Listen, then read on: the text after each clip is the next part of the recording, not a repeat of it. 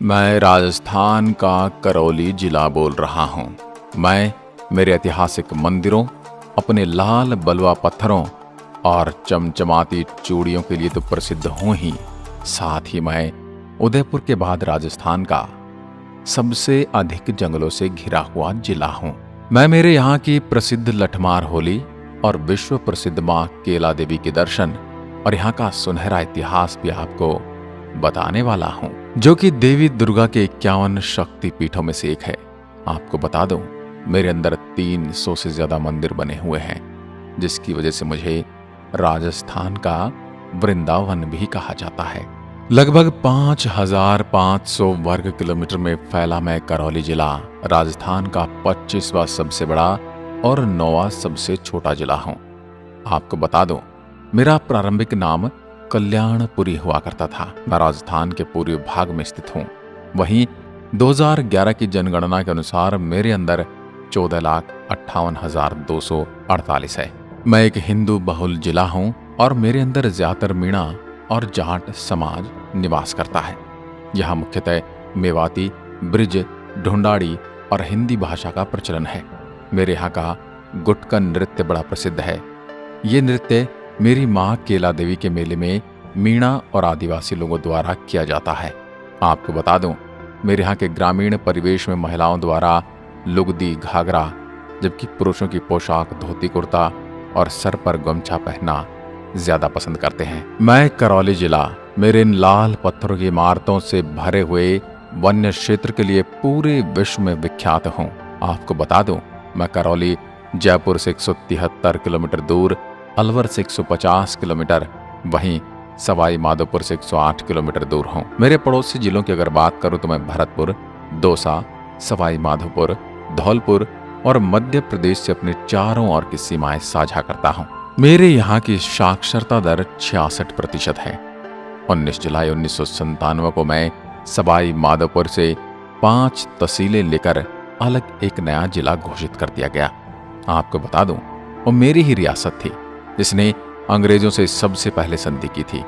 मैं मेरे यहाँ की 5 नदियां माची, अटा, भद्रावती, बरखेड़ा और बेसावट, मेरी नदियों के संगम पर बना मेरा 5 बांध पूरे राजस्थान का सबसे बड़ा मिट्टी से बना हुआ बांध है। मेरे करौली जिले में चमड़े की जूतियां, चांदी के गहने और स्टील का सामान बहुत प्रसिद्ध है।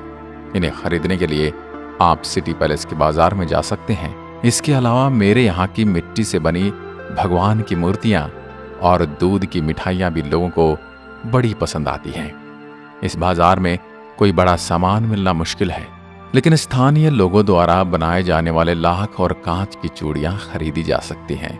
मेरे यहाँ के लकड़ी के खिलौने देश विदेश से आने वाले सैलानियों को खूब लुभाते हैं। अगर बात करूं मेरी प्रमुख फसलों की, तो मेरे जिले के किसान तीनों मौसमों की फसलें की बुआई का कार्य करते हैं।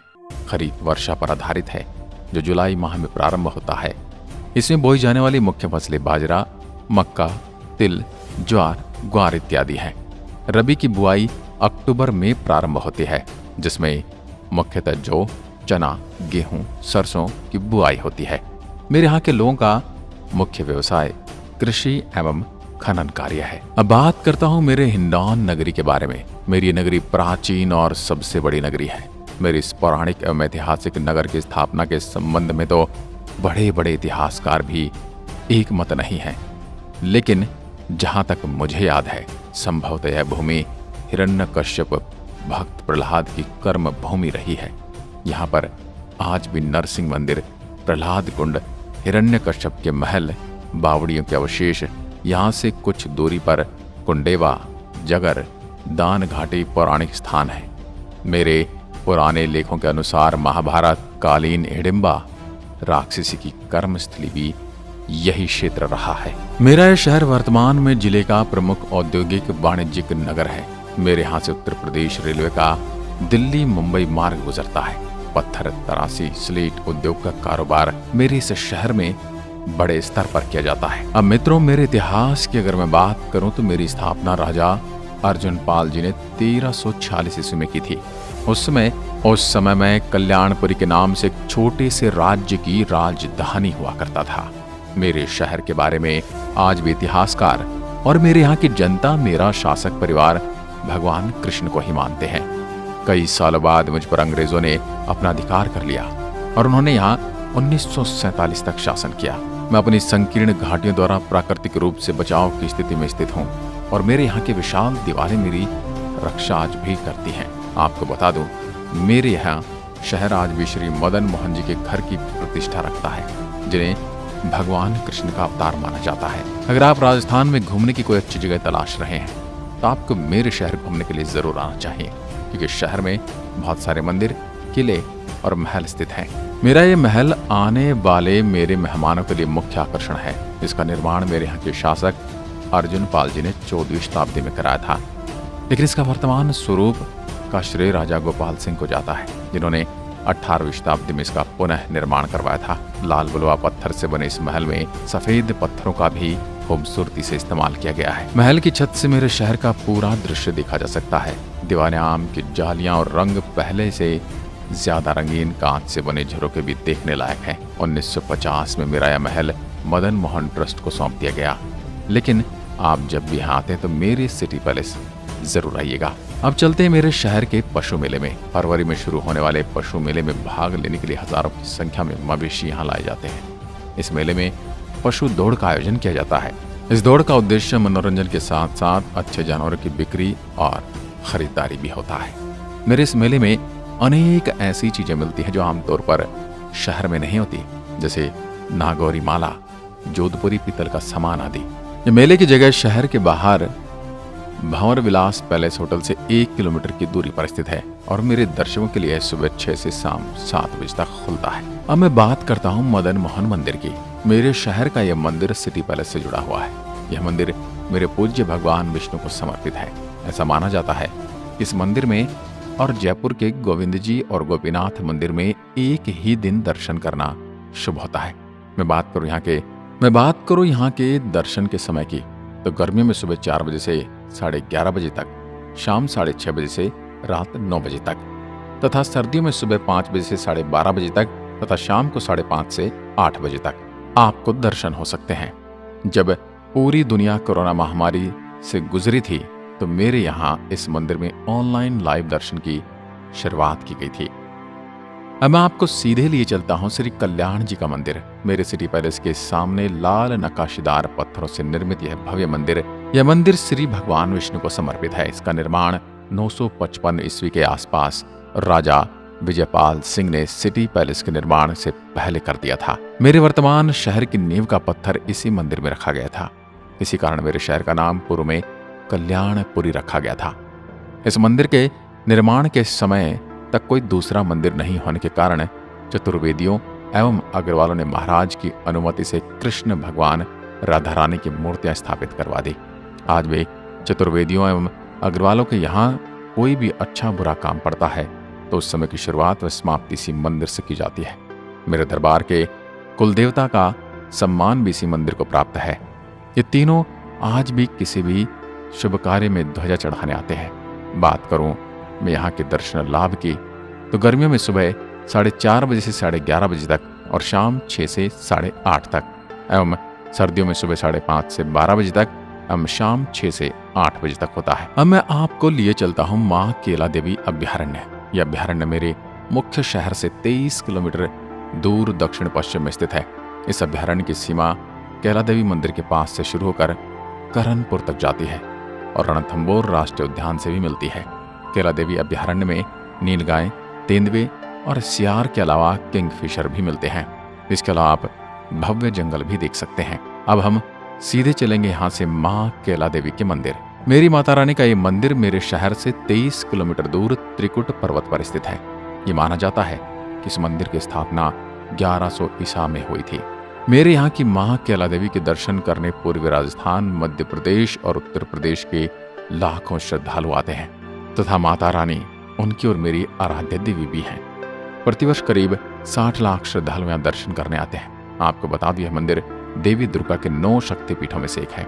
चैत्र नवरात्रों में यहाँ मेले का आयोजन लगता है तथा मेरे यहाँ का लांगुरिया गीत बड़ा प्रसिद्ध है। अब मैं आपको लिए चलता हूँ रावल पैलेस। 13वीं शताब्दी में स्थापित मेरा यह राजमहल लाल व सफेद पत्थर के शिल्प का बेजोड़ नमूना है। नक्काशी व कलात्मक चित्राम से सुसज्जित विशाल द्वार, जालीदार झरोके, तोपखाना, नाहर कटहरा, सूर्य गुर्ज, गोपाल सिंह अखाड़ा, भंवर बैंक, नजर बगीची, मानिक महल, फव्वारा कुंड, बारहदरी, गोपाल मंदिर, दीवान आम, फौज कचहरी, किरकिरी खाना, ज्ञान बंगला, शीश महल, मोती महल, हरविलास, रंगलाल, गेंदघर, टेढ़ा कुआं, जनानी ड्योढ़ी आदि कुशल स्थापत्य के साथ साथ मेरी सभ्यता एवं संस्कृति के परिचायक हैं। अब हम चलेंगे तिमनगढ़ के किले पर। तिमनगढ़ मेरे शहर से 40 किलोमीटर दूर है। इस किले का निर्माण 12वीं शताब्दी के मध्य में हुआ था। अपने समय में तिमनगढ़ स्थानीय सत्ता का केंद्र था। 1196 में यहाँ के राजा कोरपाल को हराकर मोहम्मद गोरी और उनके सेनापति कुतुबुद्दीन ने इस पर अपना कब्जा कर लिया था। इसके बाद राजा कुंवरपाल को रेवा के गांव में शरण लेनी पड़ी। मेरे इस किले के मुख्य द्वार पर मुगल स्थापत्य कला का प्रभाव दिखाई पड़ता है, लेकिन किले के आंतरिक हिस्सों पर यह प्रभाव नहीं है। इसकी दीवारें, मंदिर और बाजार अपने सही रूप में देखे जा सकते हैं। किले से सागर झील का विहंगम दृश्य आप जरूर देख कर आना। इन सब के अलावा भी मुझे ऊंटगिरी दुर्ग, देवगिरी, बहादुरपुर का किला, फतेहपुर किला, भंवर विलास पैलेस, ऐसे कई पर्यटक स्थल हैं जिन्हें आप यहाँ कर देख सकते हैं। अब हम चलेंगे भगवान महावीर जैन मंदिर। मेरे शहर का यह जैन मंदिर 36 किलोमीटर दूर महावीर जी चंदनपुर गांव में स्थित है। मेरा यह मंदिर जैन धर्म की आस्था का केंद्र है। इस मंदिर में भगवान महावीर की प्रतिमा है जो कि पद्मासन में विराजित है। मंदिर के पास एक गंभीर नदी बहती है। आपको बता दूं, महावीर जी की प्रतिमा को जमीन से खोदकर प्राप्त किया गया था, जिससे संबंधित कथा है कि ग्वाले की कामधेनु गाय प्रतिदिन एक टीले पर जाकर अपना सारा दूध उस टीले पर फैला देती थी। इस घटना से आश्चर्यचकित होकर ग्वाले व गांव वालों ने उस टीले की खुदाई की, तो वहां से महावीर जी की मूर्ति निकली। यहाँ प्रतिवर्ष महावीर जयंती चैत्र शुक्ल त्रयोदशी पर अप्रैल माह में मेले का आयोजन किया जाता है, जो कि 5 दिनों तक चलता है। मेले के अंतिम दिन रथ यात्रा निकाली जाती है। वह कई धार्मिक और सांस्कृतिक आयोजन किए जाते हैं। देश भर से हजारों श्रद्धालु इसमें सम्मिलित होने आते हैं। यह मंदिर मेरे यहाँ की सांप्रदायिक सद्भावना का केंद्र भी है। चंबल नदी, मेरे शहर की मुख्य नदी की अगर मैं बात करूं तो चंबल नदी है। मेरा जिला मुख्यालय से लगभग 45 किलोमीटर दूर तथा मनरायल उपखंड से करीब 5 किलोमीटर दूर स्थित है। इससे पहले यह प्रतिवर्ष अस्थायी तैरता हुआ पुल बनाया जाता रहा है, जिसे मानसून के दौरान हटा दिया जाता है। निकट ही रूं घाट नामक स्थान है जो आपके लिए भ्रमण योग्य है। मनरायल किला, मेरे शहर का मनरायल उपखंड का एक महत्वपूर्ण दर्शनीय स्थल है। वर्तमान में मेरे प्रशासन की देखभाल और सार संभाल के अभाव के चलते यह क्षतिग्रस्त हो रहा है, लेकिन मेरे शहर के इतिहास में है महत्वपूर्ण भूमिका निभाता है। अब मैं आपको सीधे लिए चलता हूँ मेरे पांचना बांध। मेरा जिला मुख्यालय से 3 किलोमीटर दूर स्थित यह बांध राजस्थान का एकमात्र मिट्टी से बना बांध है। यह मेरे जिले का सबसे बड़ा बांध है जो 5 नदियों के संगम पर स्थित है। आपको बता दूं, मेरे इस बांध से भरतपुर और सवाई माधोपुर के किसानों को पानी जाता है। इस बांध से एक नदी निकलती है जिसे गंभीर नदी के नाम से जाना जाता है। मेरे इस बांध पर करौली हिंडौन मार्ग पर एक पुल बना हुआ है जिसे अंजनी का पुल के नाम से जाना जाता है, क्योंकि मेरे इस पुल के समीप पहाड़ी पर अंजना माता का मंदिर है। आप जब भी आते हैं तो अंजनी माता के दर्शन जरूर करें। पांचना बांध के अलावा भी मुझमें माचारी बांध, कजलिया बांध, अतेवा रानी का बांध आदि भी मौजूद हैं। आप जब भी मेरे शहर को विजिट करना चाहते हैं तो हवाई मार्ग, रेल मार्ग और सड़क मार्ग से भी आ सकते हैं। नजदीकी हवाई अड्डा मेरा जयपुर विमान क्षेत्र है, यहाँ से 160 किलोमीटर की दूरी पर है। और यदि आप रेल मार्ग से आना चाहते हैं तो नजदीकी rail head Hindaun city railway station Delhi और मुंबई से गोल्डन टेम्पल मेल और पश्चिम एक्सप्रेस से जुड़ा हुआ हूँ। तो मेरे प्यारे दर्शकों, कैसा लगा मेरा ये सुंदर ऐतिहासिक नगर? मुझे कमेंट सेक्शन में जरूर बताइए। मिलता हूँ एक और अगली आत्मकथा के साथ। तब तक के लिए नमस्कार। जय हिंद, जय भारत।